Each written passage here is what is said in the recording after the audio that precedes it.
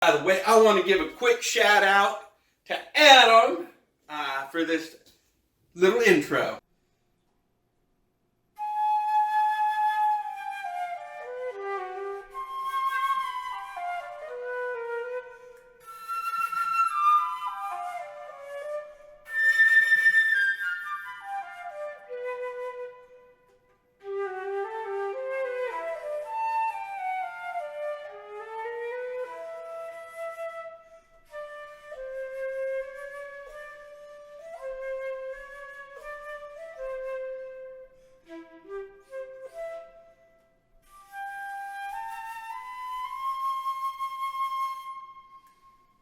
Hello guys, and what is up? Welcome to another video. Yes, today we are going to go ahead and talk about that Vibrato.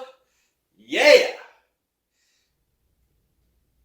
And so, I'm going to talk about vibrato. You know, I'm not going to go into speed vibrato. I know you guys watched my video on triple speed tonguing. But today, we're actually maybe, you know what, another video. Anyway, no, wait, you guys, you know what, sometime in this video, I will talk about speed vibrato. Vibratoing, so a lot of people wonder how to get good vibrato, and a lot of people end up doing it wrong, because they think vibrato, and it's like, oh, I gotta be fast, I gotta be good, I gotta be the best. And I mean, it's good to have a good mentality, but it's not all about vibrato and speed. It's more about the sound than it is about the vibrato, about having good vibrato. So if you haven't already watched my video about getting a good tone, you can go ahead and check that video out before you get to this video, because having good tone first before vibrato is far more important to having vibrato than tone. Because tone, if you don't have good tone, then you know you're gonna sound like this.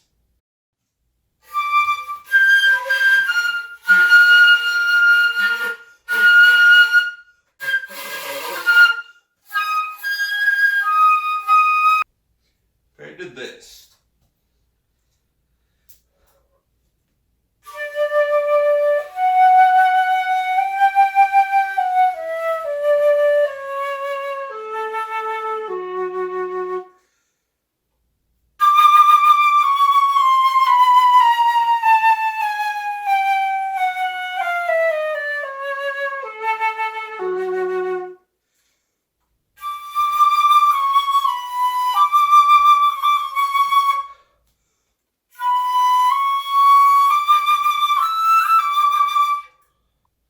And so on and so on. So, anyway, I hope you guys get the point, because a lot of fluters is like, oh, I gotta learn how to vibrato good first. But it's not about the vibrato, it's about the sound. And the sound inside the vibrato. Yeah. You want to have a good effect with the vibrato, and the only way to do that is to have a good sound behind it. So, moving on. How to start practicing vibrato after you're getting a good sound on your flute. There's a lot of people out there that says use the metronome, and that is absolutely right. Yes, you want to use a metronome when you first start out. But right before you do the metronome vibrato practice, I would test out your tone and vibrato first. And you want to make it wide, and you want to have good support. Even do athletic stretches before, diaphragm stretches and stuff like that. That can help a lot, opening stuff up. Sometimes swinging your flute behind you. Don't do it fast, but just make sure you're nice and loose before you start practicing. Period. Anyway, just do metronome practice first without a metronome, and then grab a metronome. So you want to first listen to the wave. and the kind of like the bandwidth of your sound. You want a nice solid tone bandwidth of your sound.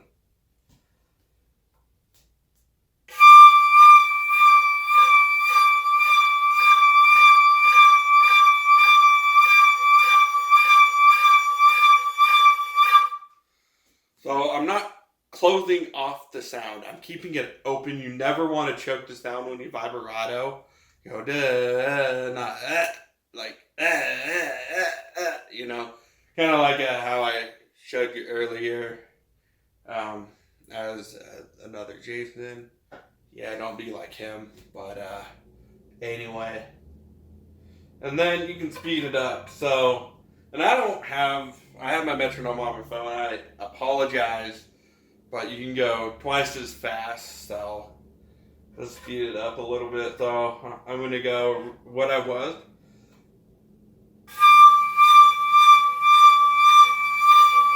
And then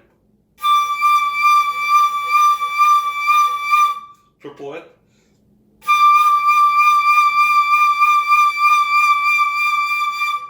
And then fourth.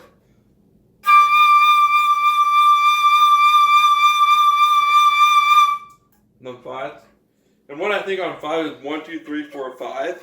And that helps out. So I would think 1, 2, 3, 4, 5. And you can even have your foot even before the metronome to help you get a little bit of a grip, and then get the metronome after that. So you're more even.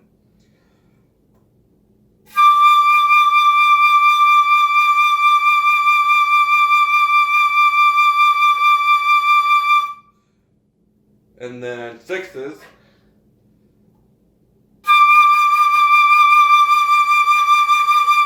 Now right away you hear that it wasn't even, and a lot of you are going to kind of be like that. And I mean, sometimes like offset vibrato is good, and I'll talk about that in a minute, but sometimes you don't want to do that all the time. You got to be able to have control. Vibrato is all about control, not about just evenness, which is really good, but you got to have good control depending on the dynamics and stuff like that, and the speed. And so to be able to get sixes, especially going fast vibrato or faster vibrato, you want even. So with sixes, do what I did with a 5, 1, 2, 3, 4, 5, 6, 1, 2, 3, 4, 5, 6, 1, 2, 3, 4, 5, 6, and then connect them all together, kind of how I did with the fives, if you could hear that. So don't go da da da da da da, because a lot of people, when they learn triplets or learning to do sixes, they kind of go da da da da da da da, you know, and it's kind of a little bit like it's okay sometimes to like do things like that, but you want to be able to practice the even, because if you can do it even, you can, you know, be able to branch off and do other variations or fluctuations with your vibrato. And especially when you learn at first, you don't want to try to do more of a vocal vibrato, if you know what I mean by vocals, how like singers kind of do it, like a lot of fluctuation and stuff like that. Because if you do that first, you're going to get, I mean, me having personal experience, that it doesn't really work out. So get the consistency first, and then, you know, make those small adjustments. So fix it. 1, 2, 3, 4, 5, 6. 1, 2, 3, 4, 5, 6.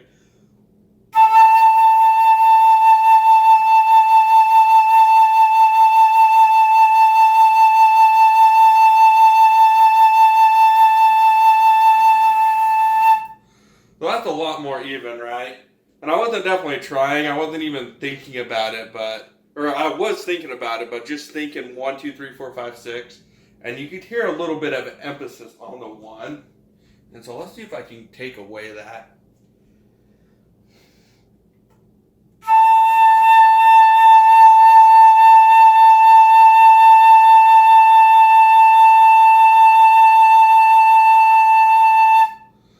And so as you get the metronome, and like I said, I was kind of speeding up, and you can practice like doing, like speeding up vibratos like that. That's perfectly fine. I wouldn't recommend it at first. Like I said, get that metronome and do it even, you know, just, You don't have to go all day with it, but just some warm-up practices and stuff like that. Once you start feeling comfortable with 6s, you can go on with 8s. I'm not going to continue on with that because it's just, how you break up vibrato can definitely vary.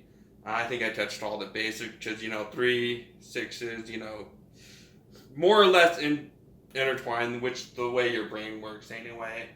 And so, and your brain, it's easier thinking of 2s and 3s.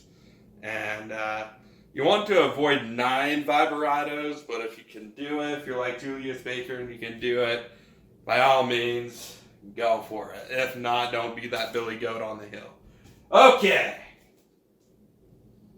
And by the way, I can do that. The Billy Goat and 9s, but yeah. Today's not the advanced lecture on advanced vibratoing, and between 4 and 8 is really the acceptable in today's societies of fluting it. Okay, guys. Now, the thing you all have been waiting for, and I know you guys have been waiting since my speed tongue video for me to do a speed, vibrato. Okay, not exactly. Just not exactly that, but that. When I'm talking about speed tonguing, it's kind of like it's an effect, and like I said before, you don't want to go like really fast on vibrato and not sound good.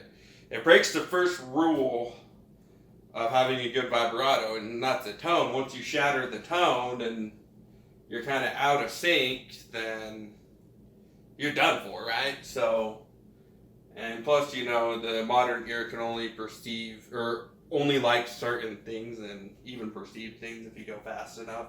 Like if you speed tongue fast enough, it's going to sound like you're flutter tonguing or like a really good. Like there's definitely a difference, but there is a point in speed tonguing where you can go from speed tonguing to where it sounds like a flutter tonguing. But if you can speed tongue as good or speed tongue like a flutter tongue, that just shows you have really good control. And so if you can go in and out from like a slower speed tongue to a flutter and back, that shows you have great control in tonguing. But perception is really hard because I notice when I've done that time to time, people couldn't even recognize it. And so you kind of have to be really careful when you do it because sometimes people don't really pick up on it. I don't, it's not a standard, I guess. It can sound really good. Trust me, but sometimes people will perceive it as like just a flutter. Oh, you know how to flutter tongue, or you know how to double or triple tongue. There's not like, a lot of people don't really talk about actual speed tonguing. Some people just call it fast tonguing, but I like drawing the lines in between just because it's more of a, if you think about it as like a gradual change, there's more like different levels of difficulties. And so if you think about that, then that helps you become a better player than just defining like, oh, I can double tongue really good and then I can flutter tongue. Or better yet to say, I can transition from slow tonguing to speed tonguing to what people perceive as fluttered, but it's so fine, it sounds better than flutter tonguing, but it sounds like flutter tonguing at the same time.